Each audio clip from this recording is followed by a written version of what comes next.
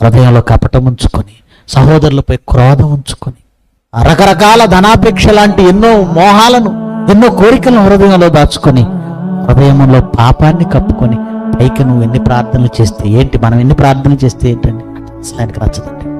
నువ్వు పాపిగా, నేను పాపిగా ఉండి నేరుగా ప్రభు పాదాల దగ్గరికి వెళ్ళి పాపిని నన్ను క్షమించండి, క్షమిస్తాడు. కానీ వేషధారణ వేసుకున్నావా? అస్సలు. ఆ శాస్త్ర పరిశీలన చేసింది, అందుకే వాళ్ళని మార్చలేక ఆయన ఒకటే మాట అన్నాడు, అయ్యో ఎవరైనా కాపాడలేని పరిస్థితుల్లోనే అయ్యో అయ్యో అంటాం. ఇప్పుడు వాళ్ళని చూసి అయ్యో అన్నది ఎవరు? రక్షకుడు. రక్షకుడే ఇక వాళ్ళని రక్షించలేనని అయ్యో, ఇక మిమ్మల్ని ఎవడు రక్షిస్తాడు?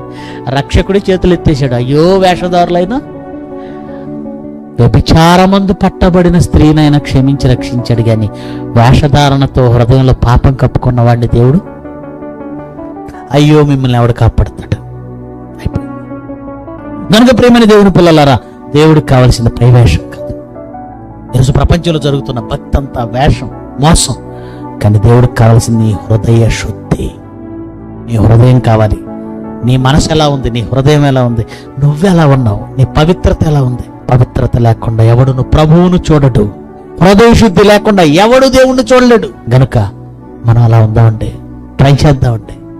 సహాయం చేయడానికి దేవుడు ఉన్నాడండి. ఆయన మనకు ఆయన ఆత్మనిచ్చాడండి. గనుక మనం ఆయన కోసం బ్రతకడానికి, హృదయ శుద్ధి కలిగి ఉండడానికి, దేవుని చిత్తాన్ని సంపూర్ణంగా నెరవేర్చడానికి ఆ దేవుడే మనకు సహాయం చేస్తాడు.